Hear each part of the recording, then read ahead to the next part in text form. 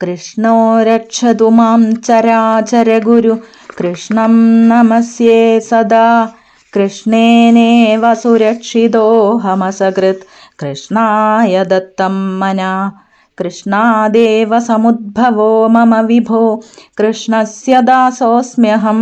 കൃഷ്ണേ ഭക്തിരചഞ്ചലാസ്തു ഭഗവൻ ഹേ കൃഷ്ണ തുഭ്യം നമഃ. അഥ പഞ്ചമോऽധ്യായ. രാജോവാച ഭഗവന്തം ഹരിം പ്രായോ ന ഭജന്ത്യാത്മനവിത്തമാ തേഷാമശാന്തകാമാനാം കാ നിഷ്ഠാ വിജിതാത്മനാം. ചമസ ഉവാച മുഖബാഹൂരുപാദേഭ്യ പുരുഷസ്യാശ്രമൈः സഹ ചത്വാരോ ജജ്ഞിരേ വർണ്ണാ ഗുണൈർവിപ്രാദയ പൃഥക്. യ ഏഷാം പുരുഷം സാക്ഷാത് ആത്മപ്രഭവമീശ്വരം ന ഭജന്ത്യവജാനന്തി സ്ഥാനാത് ഭ്രഷ്ടാ പതന്ത്യഥാ. ദൂരേ ഹരികഥാ കേചിത് ദൂരേ ചാച്യുതകീർത്തനാ സ്ത്രിയഃശൂദ്രാദയശ്ചൈവ തേനുകമ്പ്യാ ഭവാദൃശാം. വിപ്രോ രാജന്യവൈശ്യൗ ച ഹരേ പ്രാപ്താ പദാന്തികം ശ്രൗതേന ജന്മനാഥാപി മുഹ്യന്ത്യാംനായവാദിനാ. കർമ്മണ്യകോവിദാസ്തബ്ധാ മൂർഖാ പണ്ഡിതമാനിന വദന്തി ചാടുകാൻ മൂഢാ യയാ മാധ്വാ ഗിരോത്സുകാ.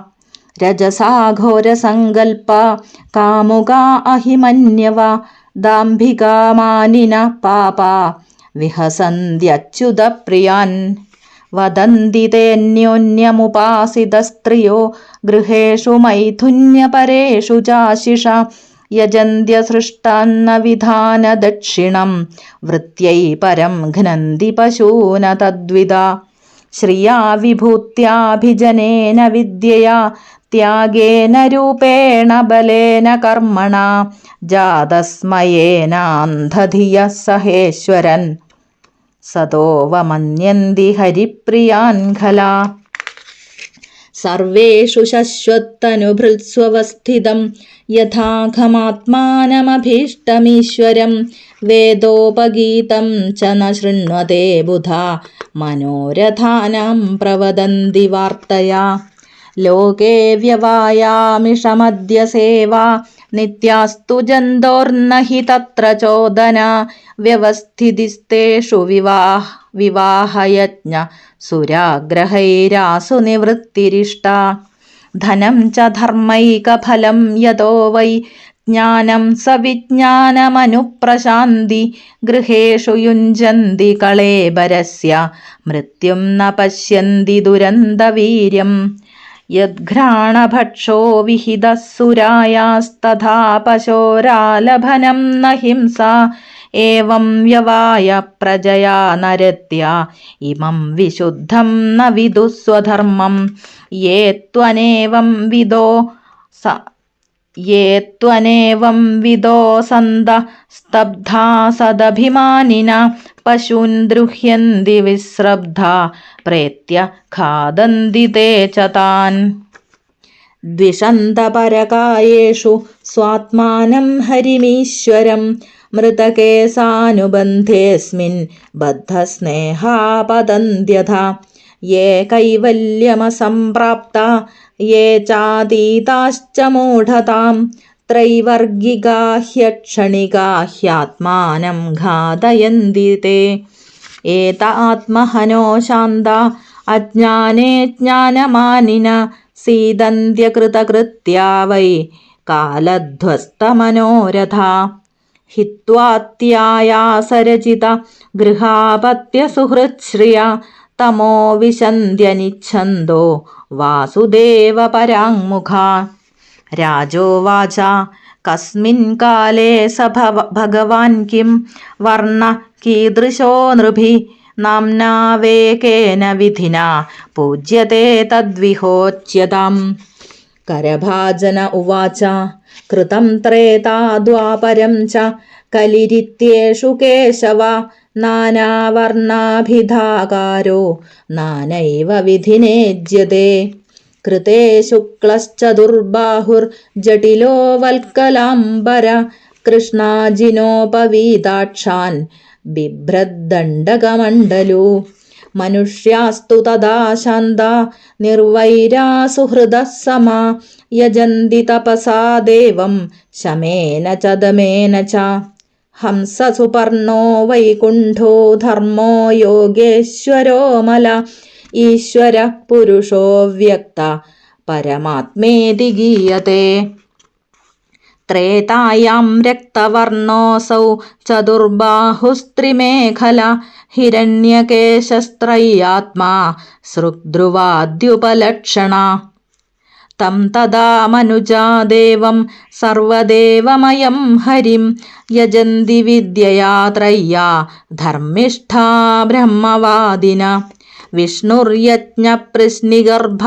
सर्वदेव उरुक्रमा वृषाकपिर्जयन्तश्च उरुगाय इतीर्यते द्वापरे भगवान् श्याम पीतवासा निजायुधा श्रीवत्सादिभिरङ्गैश्च लक्षणैरुपलक्षिता तं तदा पुरुषं मर्त्य महाराजोपलक्षणं यजन्ति वेदतन्त्राभ्यां परं जिज्ञासवो नृप नमस्ते वासुदेवाय नमः सङ्कर्षणाय च प्रद्युम्नाय अनिरुद्धाय तुभ्यं भगवते नमः नारायणाय ऋषये पुरुषाय महात्मने विश्वेश्वराय विश्वाय सर्वभूतात्मने नमः इति द्वापरौर्वीशस्तुवन्ति जगदीश्वरं नानातन्त्रविधानेन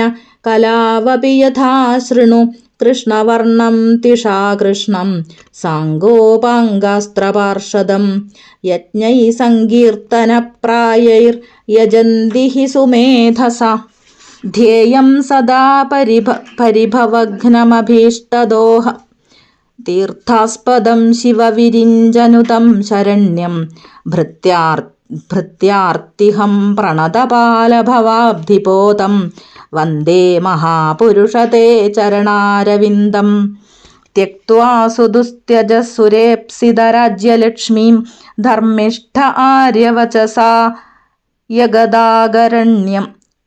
यदगादरण्यं मायामृगं दयिदयेप्सितमन्वधावद् वन्दे महापुरुषते चरणारविन्दम् एवं युगानुरूपाभ्यां भगवान् युगवर्तिभिः मनुजैर्युज्यते राजन् श्रेयसामीश्वरो हरि कलिं सभाजयन्त्यार्या गुणज्ञा सारभागिन यत्र सङ्कीर्तनेनैव सर्वस्वार्थोऽभिलभ्यते न ह्यदः परमो लाभो देहिनां भ्राम्यतामिह यतो विन्देत परमां शान्तिं नश्यादि संसृति कृतादिषु प्रजाराजन् कलाविच्छन्ति सम्भवं कलौ खलु भविष्यन्ति नारायणपरायण क्वचिन्महाराज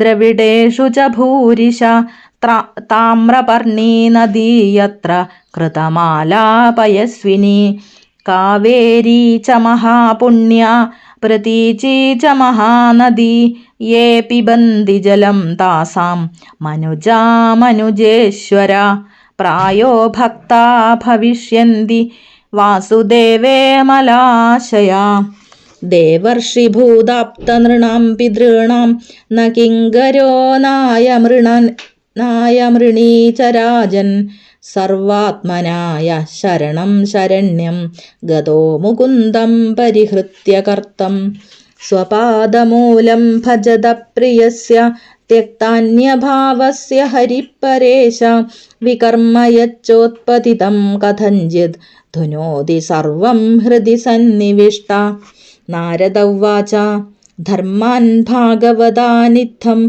श्रुत्वाथ मिथिलेश्वर जायन्ते यान्मुनीन् प्रेत सोपाध्यायो ह्यपूजयत् തതോന്തർദധിരേ സിദ്ധ സർവലോകസ്യ പശ്യത രാജാ പ്രതിഷ്ഠന്നവാപ പരമാം ഗതിം ത്വമപേത്യേതാൻ മഹാഭാഗ ധർമാൻ ഭാഗവതാൻ ശ്രുതാൻ ആസ്ഥിതശ്രദ്ധയാ യുക്തോ നിസ്സംഗോ യാസ്യസേ പരം യുവയോ ഖലു ദമ്പത്യോർ യശസാ പൂരിതം ജഗത് പുത്രതാമഗമയദ്വാം ഭഗവാനീശ്വരോ ഹരി ദർശനാലിംഗനാലാപൈ ശയനാസനഭോജനൈ ആത്മാവാം പാവിത കൃഷ്ണേ പുത്രസ്നേഹം പ്രകുർവതോ വൈരേണയം നൃപതയ ശിശുപാലപൗണ്ഡ്രസാല്വാദയോ ഗതിവിലാസവിലോകനാദ്യൈ ധ്യായന്ത ആകൃതധിയ ശയനാസനാദൗ തത്സാമ്യമാപുരനുരക്തധിയം പുനഃ കിം മാപത്യബുദ്ധിമകൃഥാ കൃഷ്ണേ സർവാത്മനീശ്വരേ മായാമനുഷ്യഭാവേന ഗുഢൈശ്വര്യേ പരേ വ്യയേ ഭൂഭാരാസുരരാജന്യഹന്തവേ ഗുപ്തയേ സദാം അവതീർണസ്യ നിർവൃത്यै യശോ ലോകേ വിതന്യതേ. ശ്രീശുകൗവാച ഏതത് ശ്രുത്വാ മഹാഭാഗോ വാസുദേവോതിവിസ്മിത ദേവകീ ച മഹാഭാഗാ ജഹദുർമോഹമാത്മനാ ഇതിഹാസമിമം പുണ്യം ധാരയേദ്യ സമാഹിത സവിധൂയേഹ ശമലം ബ്രഹ്മഭൂയായ കൽപ്പതേ. ഇതി ശ്രീമദ്ഭാഗവതേ മഹാപുരാണേ പാരമഹംസ്യാം സംഹിതായാം ഏകാദശസ്കന്ധേ പഞ്ചമോऽധ്യായ. ശ്രീകൃഷ്ണാർപ്പണമസ്തു. ഓം നമോ ഭഗവതേ വാസുദേവായ. ഓം ശ്രീ ഗുരുഭ്യോ നമഃ. ഗം ഗണപതയേ നമഃ. സം സരസ്വത്യൈ നമഃ. ശ്രീകൃഷ്ണ ഗോവിന്ദ ഹരേ മുരാരേ ഹേ നാഥ നാരായണ വാസുദേവ. വസുദേവസുതം ദേവം കംസചാണൂരമർദ്ദനം ദേവകീ പരമാനന്ദം കൃഷ്ണം വന്ദേ ജഗദ്ഗുരും. ഹരേ ഗുരുവായൂരപ്പാ ശരണം.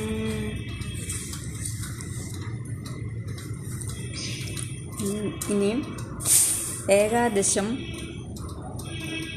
5-ാം അധ്യായത്തിനെ കുറിച്ചാണ് പറയാൻ പോകുന്നത്. നിമിരാജസന്നിധിയിൽ എത്തിച്ചേർന്ന കവി, ഹരി, അന്തരീക്ഷൻ, പ്രബുദ്ധൻ പിപ്പലായനൻ, ആവർഹോത്രൻ, ദ്രുമിളൻ, ചമസൻ, കരഭാജൻ എന്നീ ആത്മജ്ഞാനികളായ യോഗീശ്വരന്മാരോട് രാജാവ് ചോദിച്ച ചോദ്യങ്ങൾക്ക് അവർ ഉത്തരം നൽകി. 4-ാം അധ്യായത്തിൽ നിമിരാജാവ് ഭഗവത് അവതാരത്തെക്കുറിച്ച് ചെയ്ത ചോദ്യങ്ങൾക്ക് ദ്രുമിളൻ എന്ന യോഗീശ്വരൻ പറഞ്ഞ ഉത്തരം നാം ശ്രമിച്ചു. മായയെ കടക്കാനുള്ള വഴിയും കടന്നു കിട്ടിയാലത്തെ പദവിയും എന്തെന്ന് കേട്ടു. ഇനി 5-ാം അധ്യായത്തിൽ അഭക്തന്മാർക്കുണ്ടാകുന്ന ദുർഗതിയെയും ഓരോ യുഗത്തിൽ ചെയ്യേണ്ടതായ പൂജാക്രമവും പറയുന്നു. അഭക്തന്മാർക്കുണ്ടാകുന്ന അവസ്ഥയെക്കുറിച്ച് അറിയാൻ ആഗ്രഹിച്ച നിമി ചക്രവർത്തിയോട് ചമസൻ എന്ന യോഗീശ്വരൻ ഉത്തരം നൽകുന്നു. ഭഗവത് ഭക്തിയില്ലാത്തവർ കൃതഘ്നന്മാരാണ്.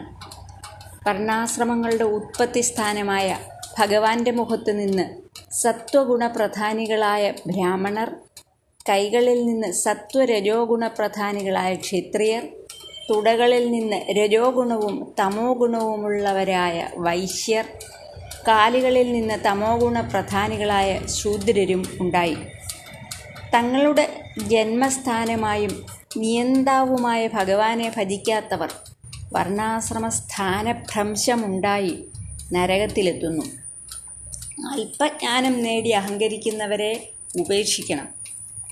എന്തെന്നാൽ അവർ രജോ ഗുണം അധികരിക്കുമ്പോൾ നാനാവിധ വിഷയസുഖത്തിലുള്ള ആഗ്രഹം വർദ്ധിച്ചുവന്ന് ആഗ്രഹത്തിന് തടസ്സം നേരിടുമ്പോൾ ക്രോധം വർദ്ധിച്ച് അധർമ്മം ചെയ്യുന്നു, ആപത്തിൽ ചെന്ന് ചാടും.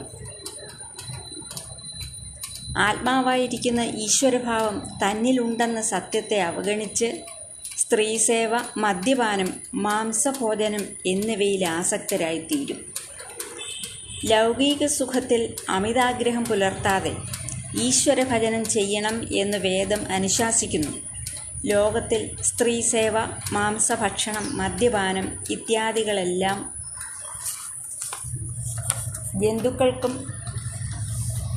ജനനം മുതൽക്കേ മനസ്സിൽ പ്രബലപ്പെട്ടു വരുന്ന രാഗവൃത്തിയാൽ നിത്യം സംഭവിക്കുന്നു. അതിനാൽ അവയ്ക്ക് മറ്റൊരു പ്രേരണ ആവശ്യമില്ല. അറിവില്ലാത്ത കാര്യങ്ങളെ അറിയിച്ചു കൊടുക്കലാണ് ശാസ്ത്രധർമ്മം.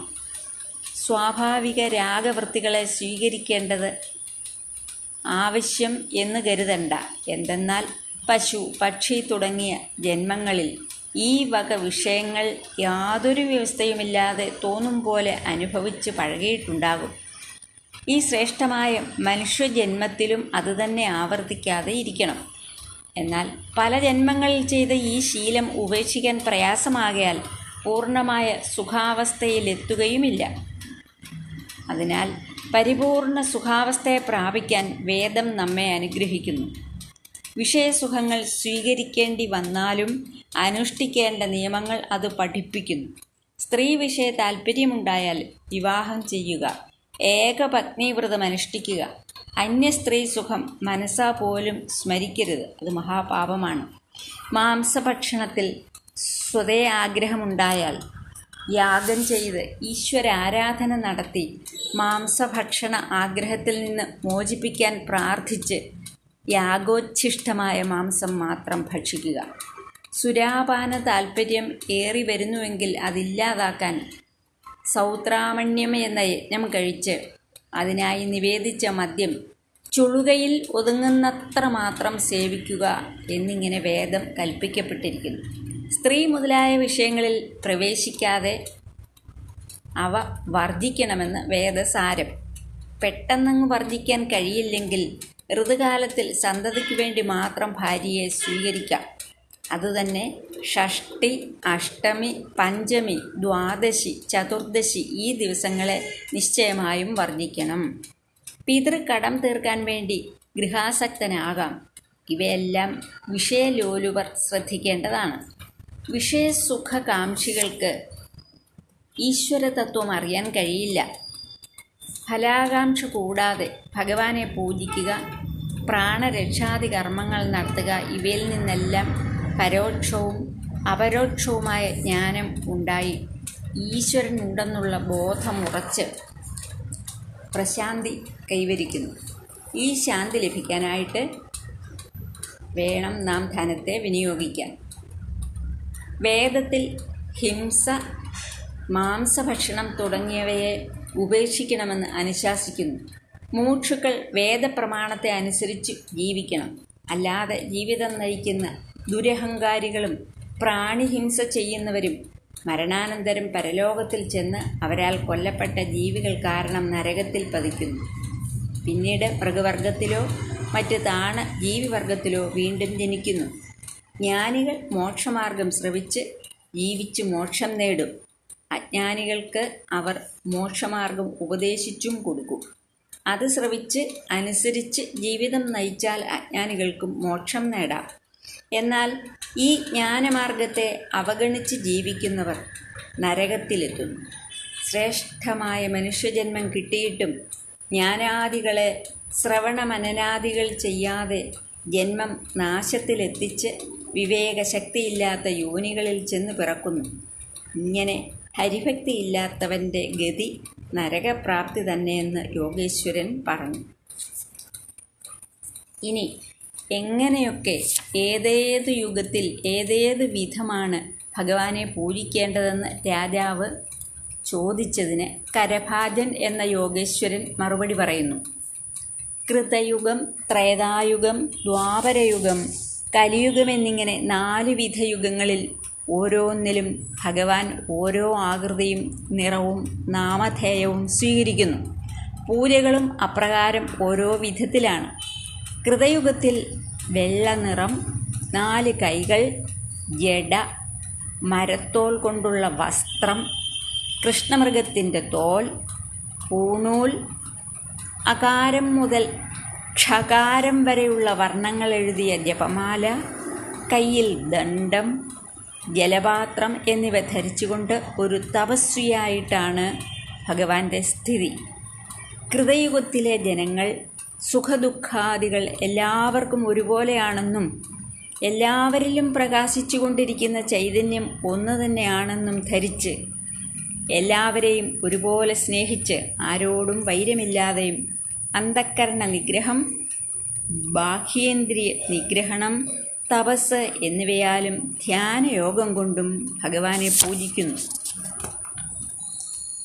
ഹംസൻ, സുവർണൻ, വൈകുണ്ഠൻ, ധർമ്മൻ, യോഗേശ്വരൻ, അമലൻ, ഈശ്വരൻ, പുരുഷൻ, അവ്യക്തൻ, പരമാത്മാവ് എന്നിങ്ങനെയുള്ള നാമങ്ങളാൽ കൃതയുഗത്തിലെ ജനങ്ങൾ ഭഗവാനെ സ്തുതിക്കുന്നു.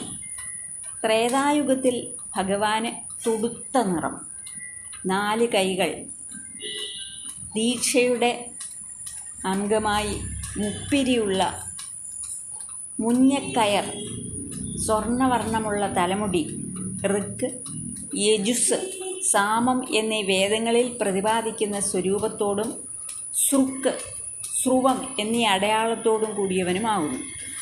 ത്രേതായുഗത്തിൽ മനുഷ്യർ ധർമ്മത്തിൽ നിന്ന് വ്യതിചലിക്കാത്തവരും വേദവാക്യങ്ങളുടെ അർത്ഥം ശരിയായി അറിഞ്ഞ് വേദാധ്യയനം ചെയ്യുന്നവരും ഇന്ദ്രാദികളായ സർവ്വദേവന്മാരുടെയും പരമാർത്ഥ സ്വരൂപനും എല്ലാത്തിനെയും സ്വാംശത്താൽ പ്രകാശിപ്പിച്ചുകൊണ്ടിരിക്കുന്നവനുമായ ശ്രീഹരിയെ വേദപ്രമാണമനുസരിച്ച് ഭഗവാനായിക്കൊണ്ട് കണ്ട് കർമ്മങ്ങളെ സമർപ്പിച്ച് പൂജാദികൾ ചെയ്യുന്നു.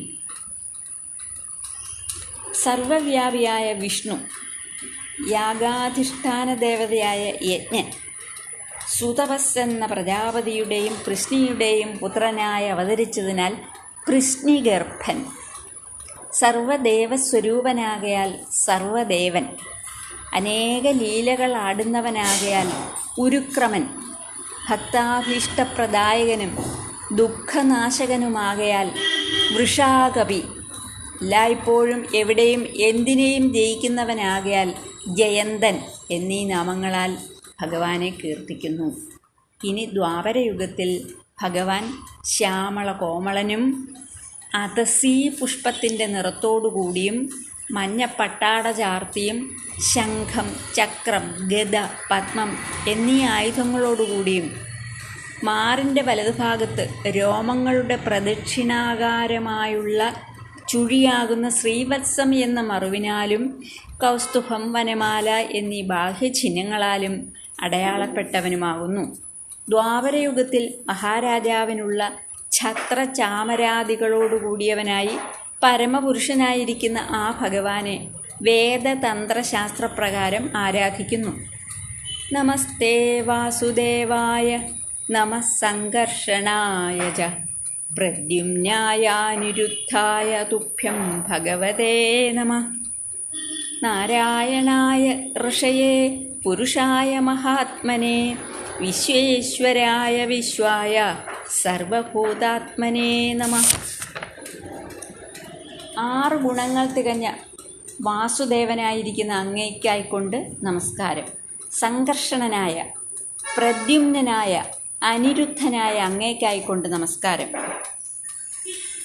നാരായണ ഋഷിയായ, മഹാത്മാവായ, പരപുരുഷനായ, സർവലോകേശ്വരനായ, സമസ്ത ലോകസ്വരൂപനായ, സർവാന്തര്യാമിയായ അവിടുത്തേക്കായിക്കൊണ്ട് നമസ്കാരം എന്നിങ്ങനെ സ്തുതിച്ച് നമസ്കരിക്കുന്നു. ഇനി കലിയുഗത്തിലോ തന്ത്രങ്ങൾക്കാണ് പ്രാധാന്യം. കൃഷ്ണവർണ്ണനായ ഭഗവാന്റെ തേജസ് ശുദ്ധമേ കറുപ്പല്ല, ഇന്ദ്രനീലമണി പോലെ ഏറ്റവും ശോഭിക്കുന്ന തേജസ്സോടു കൂടിയതാണ്. കൃഷ്ണാവതാരത്തിനാണ് പ്രാധാന്യം. ഹൃദയം മുതലായ അംഗങ്ങളും ഉപാംഗങ്ങളും സുനന്ദൻ തുടങ്ങിയ പാർഷദന്മാരും ഉണ്ടായിരിക്കും. നാമസങ്കീർത്തനം, സ്തോത്രാദികൾ ഇവയാൽ സമ്പുഷ്ടമായ യാഗങ്ങൾ കൊണ്ട് ഭഗവാനെ ആരാധിക്കുന്നു. ജനങ്ങളെ ഭക്തിയിലെത്തിക്കുന്ന സ്വരൂപത്തോടുകൂടിയും നടനലീലകളോടും കൂടിയതാണ് കൃഷ്ണാവതാരം. കലിയുഗത്തിൽ ശ്രീകൃഷ്ണനെയും ശ്രീരാമനെയും ഭജിക്കണമെന്ന് അഭിപ്രായപ്പെടുന്നു. ശ്രീകൃഷ്ണനെ സ്തുതിക്കുന്നു. നമസ്കരിക്കുന്നവനെ രക്ഷിക്കുന്നവനും ധ്യാനയോഗ്യനായവനും അശാന്തതയിൽ നീറിപ്പുകയുന്ന മനസ്സോടുകൂടിയവനെ ദുഃഖനാശം വരുത്തി മനോരഥങ്ങൾ സാധിപ്പിക്കുന്നവനും ഗംഗാതീർത്ഥോൽപ്പത്തി സ്ഥാനമായവനും ബ്രഹ്മാമഹേശ്വരന്മാരാലും സ്തുതിക്കപ്പെടുന്നവനും ഭക്തന്മാരുടെ ദുരിതപീഡകൾ തീർത്തു തരുന്നവനും സംസാരസാഗരം കടത്തിത്തരുന്ന തോണിയായുമിരിക്കുന്ന അങ്ങയുടെ ചരണാരവിന്ദത്തെ ഞാൻ വന്ദിച്ച് നമസ്കാരം ചെയ്യുന്നു. സ്വതവേ ആപത്കാമനാകയാൽ ആഗ്രഹനാശം വന്നവനും ഭക്തരക്ഷകനുമായിരിക്കുന്ന ശ്രീരാമാവതാരത്തെ സ്തുതിക്കുന്നു. ഉത്തമപുത്രൻ്റെ ധർമ്മം നിറവേറ്റുകയും വിഷയസുഖാരണ്യം മഹാകഷ്ടമെന്നും കാണിച്ചു തന്ന് പത്നിമാരുടെ അനാവശ്യാഗ്രഹങ്ങൾക്കടിമയായാൽ ആപത്തിൽപ്പെട്ടു പോകുമെന്നും രാമാവതാരം പഠിപ്പിക്കുന്നു. ഇങ്ങനെ ശ്രേഷ്ഠധർമ്മങ്ങൾ ഗൃഹസ്ഥാശ്രമികൾക്ക് ഉപദേശിച്ച രാമദേവനെ ഞാൻ വന്ദിക്കുന്നു. ചതുർയുഗങ്ങളിൽ മോക്ഷലബ്ധിക്ക് ശ്രേഷ്ഠമായ യുഗമാണ് കലിയുഗം. എന്തെന്നാൽ മറ്റു യുഗങ്ങളിൽ യാഗാദി കർമ്മങ്ങൾ കൊണ്ടും ധ്യാനയോഗാദികൾ കൊണ്ടും പ്രസാദിക്കുന്ന ഭഗവാൻ കലിയുഗത്തിൽ നാമസങ്കീർത്തനം കൊണ്ട് പ്രസാദിക്കുന്നു. അതിനാൽ മഹാന്മാർ കലിയിൽ ദോഷം കാണുന്നില്ല. കലിയുഗം ശ്രേഷ്ഠമെന്ന് പറയുന്നു. നാമസങ്കീർത്തനം യസ്യ സർവപാപപ്രണാശനം പ്രണാമോ ദുഃഖശമനസ്തം നമാമി ഹരിം പരം. കലിയുഗത്തിൽ ചില ദേശങ്ങൾക്ക് പ്രത്യേകതയുണ്ട്. ദ്രാവിഡ ദേശങ്ങളിലെ താമ്രപർണി, കൃതമാല, പയസ്വിനി, കാവേരി, പടിഞ്ഞാറോട്ടൊഴുകുന്ന മഹാനദി മുതലായ നദികളിലെ തീർത്ഥസേവയും സ്നാനാദികളും ചെയ്ത് അന്ധകരണം ശുദ്ധീകരിക്കാൻ കഴിയും. ഭക്തി ഉണ്ടാകും. തൻ്റെ എല്ലാ പ്രവൃത്തികളും ഭക്തർ ഭഗവത് പ്രീതിക്കായി അർപ്പിക്കുന്നു. യഥാർത്ഥ ഭക്തി കൈവരിക്കുമ്പോൾ അഹംഭാവം നശിക്കും. അദ്വൈതത്തിൽ ഉറച്ച് വിശ്വസിക്കും. സദ്വൃത്തി ജനിപ്പിക്കുകയാണ് വേദം ചെയ്യുന്നതെന്ന് ഉറച്ചവന് വേദവാക്യ ബന്ധനമുണ്ടാകില്ല. ഭക്തൻ്റെ വംശപിതാക്കന്മാർക്ക് കൂടി സദ്ഗതി ലഭിക്കും. വേരിൻ്റെ ഭാഗം നനച്ചു കൊടുത്താൽ ശാഖകൾ വളരുന്നത് പോലെ സർവേശ്വരനെ ആരാധിക്കുക വഴി സർവ്വദേവർഷികളും പിതൃക്കളും സന്തുഷ്ടരാകും. അപ്പോൾ സദാചാരത്തെ അതിക്രമിച്ചു എന്ന ദോഷം ഭക്തനില്ല. ഭക്തൻ ഭഗവത് കാരുണ്യത്തിന് അർഹനാണ്. അവന് രാഗദ്വേഷാദികളില്ല. അഥവാ ഏതെങ്കിലും വിധം വഴിതെറ്റിയാലും ഹൃദയവാസിയായ ഹരി തന്നെ നേർവഴി കാട്ടിത്തരുന്നു. നാരദ മഹർഷി പറയുകയാണ്, ഭഗവാനെ ഭജിക്കേണ്ടുന്ന ധർമ്മങ്ങൾ നവയോഗികളിൽ നിന്നും കേട്ട മിഥിലാ രാജാവ് സന്തോഷത്താൽ ജയന്തിപുത്രന്മാരായ ആ നവയോഗികളെ തൻ്റെ കുലഗുരുവിനോടുകൂടി ഭക്തിപൂർവം പൂജിച്ചു. അതിനുശേഷം നവയോഗികൾ അപ്രത്യക്ഷരായി. നിമി രാജാവ് സിദ്ധോപദേശപ്രകാരം ജീവിച്ചു മുക്തി പ്രാപിച്ചു. അല്ലയോ മഹാഭാഗ്യശാലിയായ വസുദേവരെ, അങ്ങും ഈ ഭാഗവത ധർമ്മം അനുസരിച്ച് ജീവിച്ച് കർമ്മത്തിലുള്ള ഫലാകാംക്ഷ വെടിഞ്ഞ് നിഷ്കാമകർമ്മിയായി പരമപദം പ്രാപിക്കും. അങ്ങയോട് ഉപദേശിക്കേണ്ട ആവശ്യമില്ല. എന്തെന്നാൽ സാക്ഷാൽ ശ്രീഹരി തന്നെ അങ്ങയുടെ പുത്രനായി അവതരിച്ചത്. അതിനാൽ നിങ്ങളുടെ കീർത്തി ലോകം മുഴുവനും നിറഞ്ഞിരിക്കുന്നു. അന്യർക്ക് അന്ധകരണശുദ്ധി ലഭിക്കണമെങ്കിൽ ചെയ്യുന്ന എല്ലാ കർമ്മങ്ങളും ഭഗവാനിൽ സമർപ്പിക്കണം. എന്നാൽ നിങ്ങൾ ശ്രീഹരിയെ തന്നെ പുത്രനായി ലഭിച്ചതിനാൽ എല്ലാ കർമ്മങ്ങളും ഭഗവതർപ്പണമായി ഭവിക്കുന്നു. പുത്രൻ എന്ന് വിചാരിച്ച് നിങ്ങൾ ചെയ്യുന്നതെല്ലാം സാക്ഷാൽ ഭഗവാന് തന്നെ ആയതിനാൽ വിചാരം വസ്തുഗുണത്തെ മാറ്റുകയോ മറിക്കുകയോ ഇല്ല. ഏതുവിധ വിചാരവും ഈശ്വരനിൽ അർപ്പിച്ചാൽ ബന്ധമോചനം തന്നെ ലഭിക്കും. ശിശുപാലൻ, പൗണ്ഡ്രക വാസുദേവൻ, ശാല്വൻ, കംസൻ തുടങ്ങിയവർ വൈരം നിമിത്തം ഭഗവാന്റെ സഞ്ചാരം, ക്രീഡ, ശത്രുത ഇത്യാദികളിൽ മനസ്സ് ഭഗവാനിലാണ് വെച്ചത്. അതിനാൽ അവർക്കും മോക്ഷം കിട്ടി. മനോവ്യാപാരങ്ങളെല്ലാം ഭഗവാങ്കലാക്കി ജീവിച്ചാൽ മോക്ഷം ലഭിക്കും. ലോകത്തിൻ്റെ സർവത്തിനും കാരണഭൂതനായ ഭഗവാൻ മായ കൊണ്ട് സ്വീകരിച്ച ഈ മനുഷ്യഭാവത്തെ സാധാരണ ഒരു പുത്രനായി കാണാതെ ഇരിക്കണം എന്ന് നാരദർശി വസുദേവരോട് പറയുന്നു. ആ മായാ ഗോപബാലനെ, ഭൂമിയുടെ ഭാരം തീർക്കാൻ അവതരിച്ച ശ്രീഹരിയെ അദ്ദേഹത്തിൻ്റെ സൽകീർത്തികൾ കീർത്തിക്കുന്നത് കൊണ്ട് തന്നെ ജ്ഞാനലബ്ധിയുണ്ടായി നിത്യാനന്ദം കൈവരിക്കാം. ശ്രീശുകമുനി പറയുകയാണ്, ഭഗവാന്റെ ഈ കഥ കേട്ട വസുദേവനും ദേവകിയും ഭാഗ്യശാലികൾ തന്നെ. അവർ ദേഹാദികളിൽ ഞാനെന്നും എൻ്റേതെന്നുമുള്ള ഭാവം ഉപേക്ഷിച്ച് ഭഗവാനിൽ മനസ്സുറപ്പിച്ച് മുക്തി നേടി. നവയോഗികൾ ഉപദേശിച്ച ഈ കഥ ശ്രദ്ധയോടുകൂടി ശ്രവിക്കുകയും പറയുകയും പ്രവർത്തിക്കുകയും ചെയ്യുന്നവരുടെ സംസാര സങ്കടത്തെയും പാപങ്ങളെയും ഭഗവാൻ ഇല്ലാതെയാക്കി ബ്രഹ്മപ്രാപ്തിക്ക് അർഹരാക്കി തീർക്കുന്നു എന്നു പറഞ്ഞ് 5-ാം അധ്യായം സമാപിക്കുന്നു. ഹരി ഓം തത്സത്. കായേന വാചാ മനസേന്ദ്രിയൈർവാ ബുദ്ധ്യാത്മനാ വാ പ്രകൃതേ സ്വഭാവാത് കരോമി യദ്യത് സകലം പരസ്മൈ നാരായണായേതി സമർപ്പയാമി. സർവം ശ്രീ നാരായണായേതി സമർപ്പയാമി. സർവത്ര ഗോവിന്ദനാമ സങ്കീർത്തനം. ഗോവിന്ദ ഗോവിന്ദ. ഹരി ഓം.